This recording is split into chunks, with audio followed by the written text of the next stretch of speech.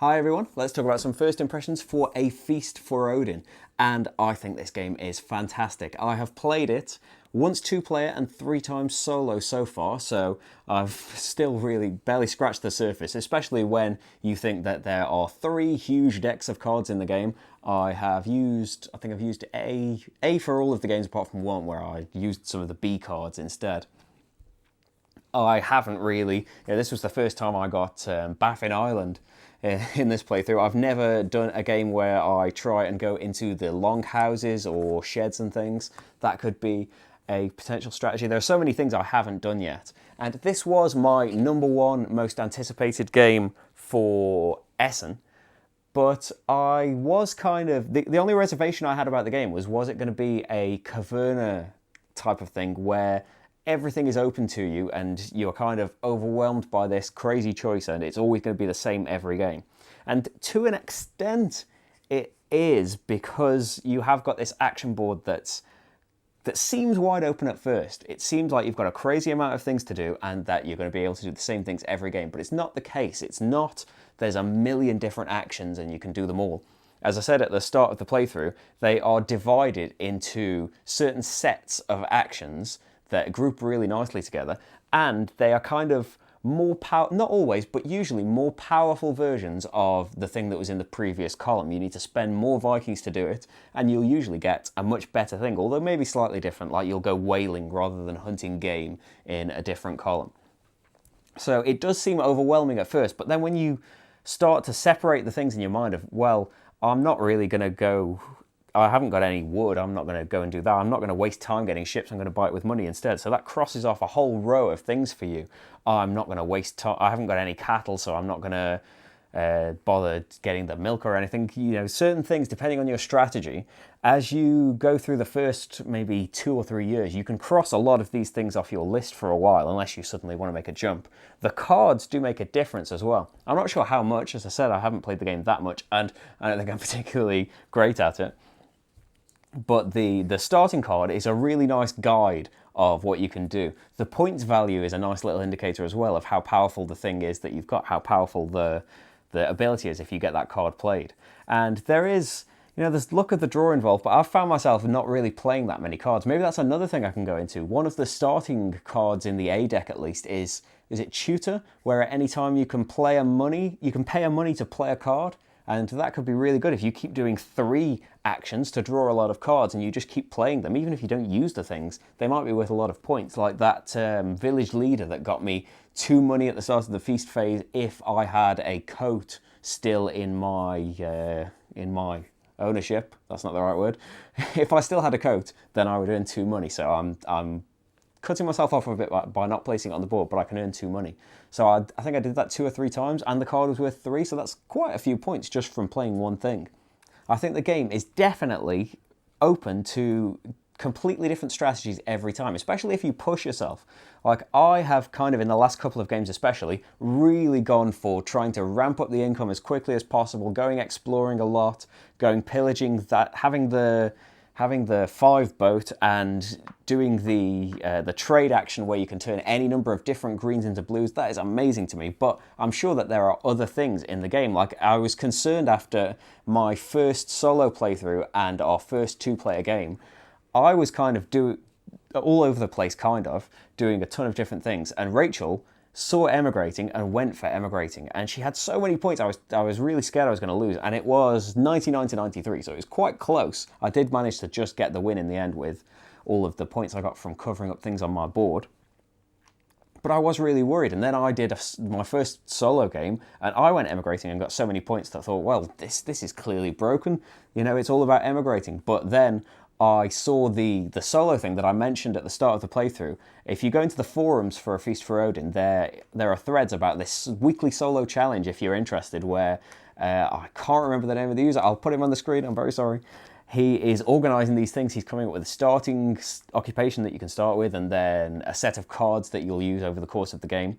And I saw some of the entries to that, and someone had, this is terrible for forgetting names, it's Frank, who runs Furorland which I'm sure I'm pronouncing wrong, the German publisher of A Feast for Odin, and he did an amazing score, 130 something, where he didn't emigrate once to trying to prove a point. People had been saying this about emigration, and as soon as I saw that, and then someone else had only done it in the last round, Andrew, who is very, very good at this, kind of wipes the floor with everybody in terms of score, he only emigrated once, and that's when I thought, well, it's clearly not a broken strategy. It's clearly been thought through, and it's in the beginning, it might seem like for very little effort, you can get a ton of points from emigrating. You can stop having such a great need for food in the feast phase because they're covering up slots there. But it seems, and this is still from limited experience, it seems that if you play it a little bit more clever and cover up the spaces on your board, get those bonuses, get as much income as you can, because then with the income you can just buy ships and just be, just throwing your weight around. There's that space where you can buy 2 of the special shaped tiles with money, and there's a lot of different things that you can be doing in the game. You could go, it seems like you could really go for animals. You could go for breeding a load of animals, and as long as you keep 2 of each type, you could be trading the other animals in for huge green goods and convert them to blue goods, and you can be covering up huge amounts of your board just from these animals, which you're going to get a new one every other round if you can breed them. I keep coming back to this point. There's so much in this game. I don't feel like I've scratched the surface. It's some huge puzzle to be solved, and it just keeps changing around you, and that is fantastic for a solo game. And in a multiplayer game as well, it's completely different, because in a solo game, it seems difficult because you're blocking yourself off, but, the islands are always going to be there, you know that things are always going to be available to you. In a multiplayer game, these mountain strips, you can't just leave the money there for somebody to just grab. You can't just leave the island out. Can you leave the island out for one more round, or is somebody going to take it now because it's got so much money on it? There's a completely different feeling to the game in multiplayer.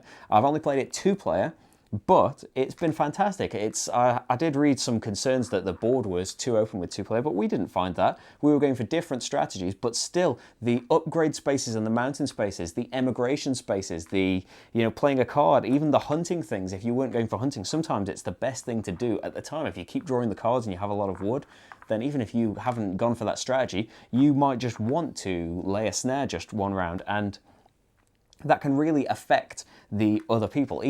I imagine it's more pronounced in a game with 3 or 4 players. In 3 especially, because nothing changes on the board for 3. It's just more people on the board. In a 4-player game, there's some extra action spaces where you can imitate other spaces, so that'll be different.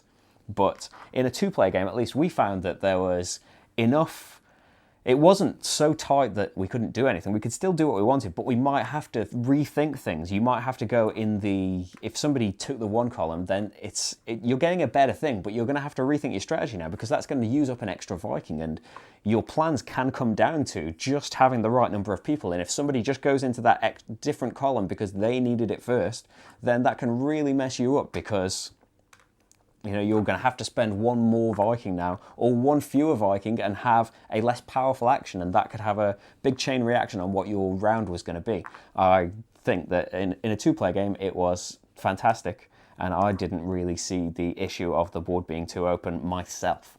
The puzzle of how everything fits on your board is fantastic. I know that, Patchwork's always brought up, and I know it's nothing like Patchwork really, apart from placing shaped things onto a board, but I got the taste for it from Patchwork, and I love it here. It's such a nice puzzle. It's not racking your brain or giving you AP or anything, but it's sitting there beautifully trying to make these things work together, trying to leave those bonus spaces uncovered, but get the income spaces covered as quickly as you can. There's a trade-off, because you can just go straight over those bonus spaces and just race for the income. But later on, especially, you can see that those things like the rune stones and the whale meat and things, they are so useful to be getting every round if you can get those bonus spaces.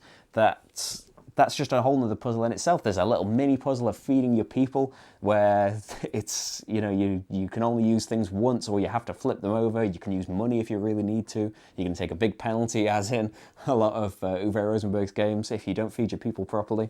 As a solo experience, I think it's fantastic. As I said, there's no there's no AI or anything going on. It's a standard, you know, beat your own score kind of thing. But as long as you're willing to kind of say, okay, I want to do this in this game, or just completely shuffle up the occupations and, okay, the occupation says this, I'm going to go in this direction. I think it will keep it fresh for a long, long time. Like, this is just the A deck of occupations. There's 3 decks like this. And obviously the combinations are going to come out with some crazy outcomes and really affect what you're doing in the game. You can have a main thing that you want to do yourself, but having that guide from the occupation cards is really nice.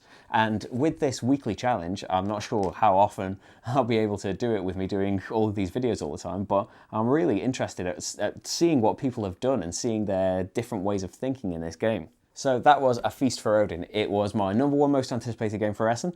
It's a little too early to say if it's my #1 game from Essen afterwards. It's definitely going to be 1 or 2, I think, but I love Feast for Odin so far. I can't wait to play it more, maybe even try and play a 4-player game of it. But yeah, Feast for Odin, fantastic. I definitely recommend you check it out and see if it's a game for you. So thanks for watching, everyone, and I'll see you for the next game. Bye.